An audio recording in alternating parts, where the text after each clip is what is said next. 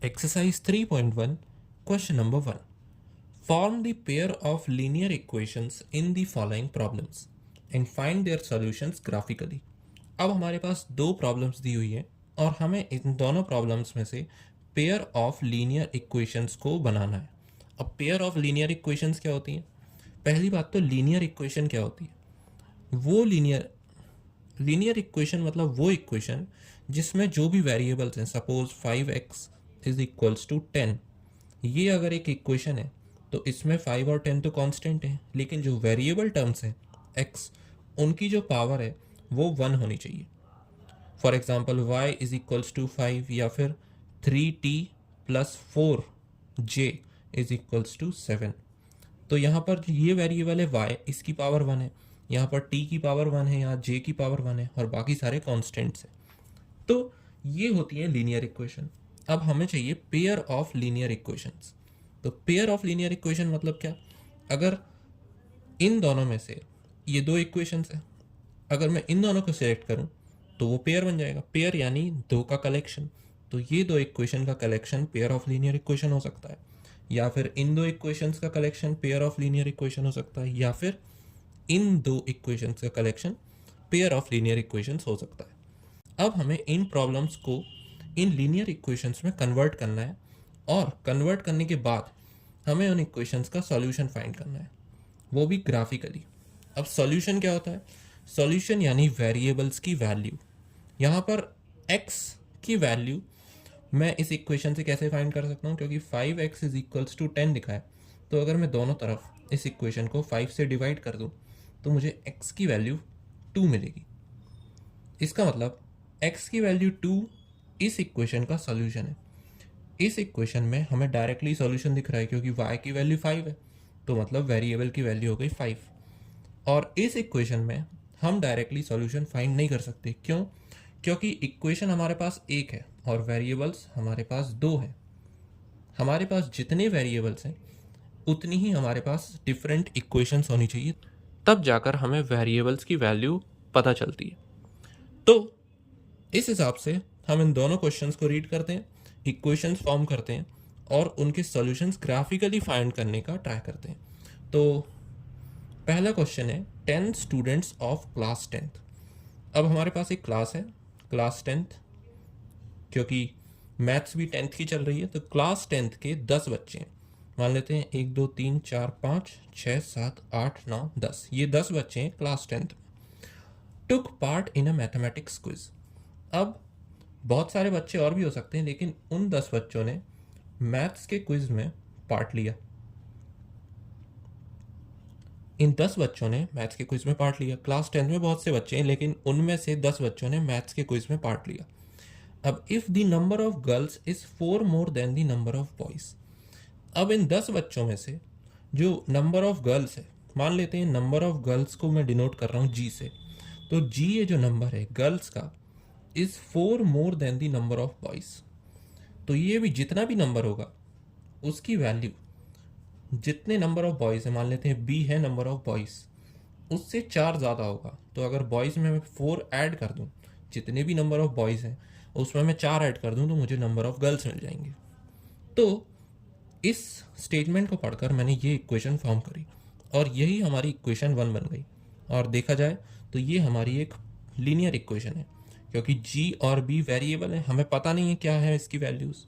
Therefore ये हमारी एक इक्वेशन हो गई और 4 कांस्टेंट है। अब find the number of boys and girls who took part in the quiz. हमें number of boys and number of girls find करने। ये जी है नंबर ऑफ गर्ल्स और बी है नंबर ऑफ बॉयज़।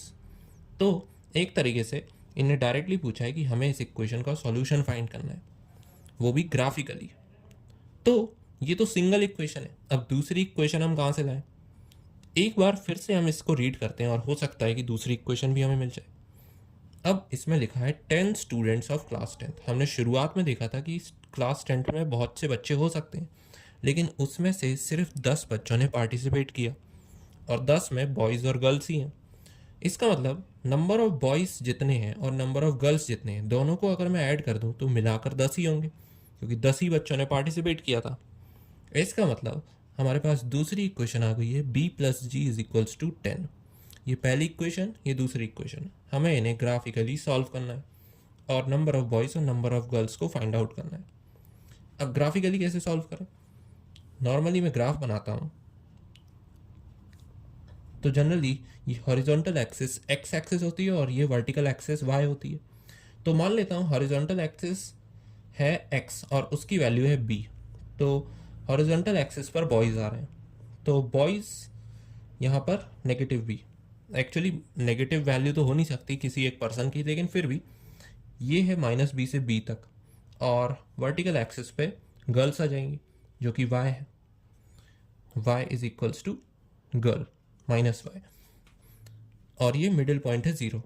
अब इन दोनों लाइंस को हम इस ग्राफ पर प्लॉट करेंगे और इन दोनों लाइंस का जो इंटरसेक्शन होगा वही पॉइंट हमारी इन दो लाइंस का सॉल्यूशन होगा। तो सबसे पहले मैं इस लाइन को प्लॉट करता हूँ, g is equals to b plus 4।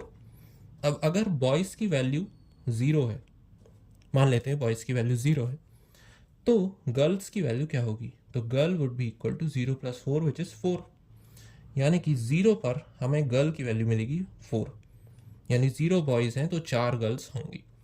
अब अगर बॉयज़ की वैल्यू 1 है तो गर्ल्स की वैल्यू क्या हो सकती है? गर्ल की वैल्यू होगी 1 प्लस 4, क्योंकि यहाँ बॉयज़ की वैल्यू 1 है, यानी 5। अब 1 पर गर्ल की वैल्यू हो जाएगी 5। तो इस इक्वेशन से हमें ये 2 पॉइंट्स मिले, और अगर हम इन 2 पॉइंट्स को कनेक्ट करें तो हमारे पास एक स्ट्रेट लाइन आ जाएगी। अब दूसरी इक्वेशन से हम पॉइंट्स को प्लॉट करते हैं, b plus g is equals to 10। अब अगर गर्ल की वैल्यू 0 है इस इक्वेशन के हिसाब से, देन बॉय की वैल्यू हो जाएगी, ये 0 है तो boy plus 0 would be boy, तो बॉय की वैल्यू हो जाएगी 10। और अगर बॉय की वैल्यू 0 है देन इस इक्वेशन के हिसाब से गर्ल की वैल्यू हो जाएगी 10। इसका मतलब अगर ये 0 है तो ये वैल्यू 10 होगी, और अगर ये 0 है अगेन तो ये वैल्यू 10 होगी।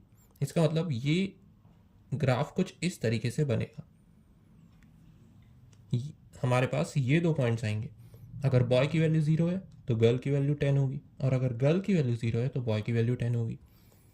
तो हमारे पास ये 2 लाइंस आई। अब इन दोनों लाइंस का जो इंटरसेक्शन पॉइंट है वही हमारी पूरी प्रॉब्लम का सॉल्यूशन पॉइंट है, क्योंकि हमने प्रॉब्लम को इक्वेशंस के फॉर्म में लिखा और उन 2 इक्वेशंस का जो इंटरसेक्शन है वही हमारी प्रॉब्लम का सॉल्यूशन होगा, क्योंकि वही पॉइंट इन 2 इक्वेशंस का सॉल्यूशन है। अब यहाँ पर मैंने एक रफ ग्राफ बनाया था, इसलिए मैं पॉइंट की एग्जैक्ट वैल्यू नहीं बता सकता। आपको इसी ग्राफ को फेयरली ड्रॉ करना है ऑन अ ग्राफ पेपर, और आपको एक एग्जैक्ट पॉइंट मिलेगा जिसमें गर्ल्स की वैल्यू आएगी 7 और बॉयज़ की वैल्यू आएगी 3। तो इसमें मैंने आपको मेथड बता दिया कि किस मेथड से हम इन पॉइंट्स को, इन इक्वेशंस का यूज़ करके पॉइंट्स प्लॉट करें एंड देन उन लाइंस को ड्रॉ करें, देन उन 2 लाइंस का इंटरसेक्शन हमारी पूरी प्रॉब्लम का सॉल्यूशन है। तो गर्ल्स की वैल्यू 7 एंड बॉयज़ की value 3 is the answer for this question. अब सेकंड में 5 pencils and 7 pens together cost 50 rupees. यहाँ पर 5 पेंसिल्स और 7 पेन्स की कॉस्ट दोनों को मिलाकर है 50 रुपीज़। टोटल हमारे पास 5 पेंसिल्स है। अब एक पेंसिल की कॉस्ट में मान लेता हूँ p है, तो p को अगर मैं 5 से मल्टीप्लाई करूँ 5p, और उसमें अगर मैं 7 टाइम्स पेन की कॉस्ट ऐड कर दूँ, तो पेन को मैं मान लेता हूँ q, ये पेन है और ये पेंसिल है। पेन की कॉस्ट को माना है मैंने q, एक पेन की कॉस्ट को, और एक पेंसिल की कॉस्ट को मैंने माना है p। तो 5 पेंसिल्स अगर हमने ली हैं तो पेंसिल की टोटल कॉस्ट हो जाएगी 5 इंटू पी, और अगर 7 पेन हमने लिए हैं तो उसकी कॉस्ट हो जाएगी 7 इंटू क्यू। लेकिन इन पूरे 12 चीज़ों की, क्योंकि 5 पेंसिल और 7 पेन 12 चीज़ें हैं, इनकी टोटल कॉस्ट है 50 रुपीज़। तो ये टोटल हो जाएगा 50 के बराबर, ये मैंने कंसिडर किया है रुपीज़ में। अब दूसरी जगह पर 7 pencils and 5 pens together cost 46 rupees. इसी टाइप की एक सिमिलर सी इक्वेशन है जहाँ पर पेंसिल इस बार हमने 7 ली हैं, तो 7 को मल्टीप्लाई करूँगा एक पेंसिल की कॉस्ट से, और पेन्स हमने लिए हैं 5, तो 5 को मल्टीप्लाई करूँगा एक पेन की कॉस्ट से, देन 7p प्लस 5q, क्योंकि ये टुगेदर कॉस्ट कर रहे हैं 46 रुपीज़। अब हमें ये बताना है कि find out the cost of one pencil and that of one pen. तो हमें p और q फाइंड करने हैं, p क्या होगा और q क्या होगा। इसको भी अगेन हम ग्राफिकली ड्रॉ करेंगे, क्योंकि हमें इसे सॉल्व ही ग्राफिकली करने को कहा गया है। तो मैं वर्टिकल एक्सिस पे पेन की कॉस्ट को डिनोट करता हूँ और हॉरिजॉन्टल पर पेंसिल की कॉस्ट, और कॉमन पॉइंट है 0। अब पहली इक्वेशन के हिसाब से 5p plus 7q is equals to 50। अगर मैं q की वैल्यू 0 रखूँ कि अगर पेन कुछ कॉस्ट ही नहीं कर रहा है इस इक्वेशन के हिसाब से, तो ये पूरा टर्म 0 होगा, यानी 5 times p would be 50 rupees. इसका मतलब एक पेंसिल की वैल्यू 10 रुपये होनी चाहिए इस हिसाब से। तो q की वैल्यू 0 पर पेंसिल की वैल्यू है 10 रुपीज़, तो 10 में यहाँ पर प्लॉट कर देता हूँ, ये 10 है। और अगर मैं यहाँ पर पेंसिल की वैल्यू को अगर 0 रखूँ तो पेन की क्या कॉस्ट आएगी, पेन की कॉस्ट आएगी 7q would be equal to 50। तो q would be equal to 50 upon 7, तो 7 7 जार 49 एंड 0.1, तो अराउंड 7 आएगी पेन की कॉस्ट, एक पेन की। तो यहाँ पर 10 थोड़ा दूर है, तो ये 7 कर देता हूँ मैं इसे। अगर मैंने पेंसिल्स की कॉस्ट को 0 रखी तो 7 की कॉस्ट अप्रॉक्सीमेटली 7 आएगी। सिमिलरली अगर मैं दूसरी इक्वेशन को सॉल्व करूं तो 7 times p plus 5 times q would B 46। अब यहाँ पर अगर मैं पेंसिल की कॉस्ट को 0 करूं तो मुझे पेन की कॉस्ट मिलेगी 5q इज इक्वल्स टू 46। इसका मतलब q would be equal to 46 upon 5। So 5 9 जार 45 एंड 5 टू द 10, 9.2 मिल रही है मुझे पेन की कॉस्ट। तो पेंसिल की कॉस्ट 0 रखने पर पेन की कॉस्ट है 9.2। एक इक्वेशन की लाइन को तो मैं पहले ही ड्रॉ कर देता हूँ, इस वाली की। अब दूसरी इक्वेशन के लिए पहला पॉइंट मिला मुझे 9.2, और अगर मैं यहाँ पर पेन की कॉस्ट को 0 करूँ तो 7p would be equal to 46। इसका मतलब पेंसिल की कॉस्ट होगी 46 upon 7, which is 7 6 jar 42 and 7 5 jar 35, 6.5। तो यहाँ पर मुझे पेन की कॉस्ट, यहाँ पर पेन की कॉस्ट 0 रखने पर पेंसिल की कॉस्ट मिल रही है 6.5। सो 0 पर मिल रहा है मुझे 6.5। इसका मतलब दूसरी लाइन हो जाएगी ये। तो रफली मुझे कुछ इस तरीके का क्रॉस ग्राफ देखने को मिलेगा, जिसमें ये दूसरी इक्वेशन थी ये वाली, और पहली इक्वेशन के लिए लाइन थी ये वाली।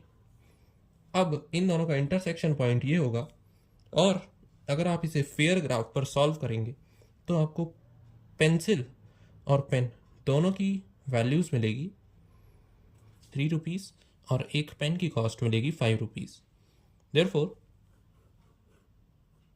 these two are the answers of the given questions.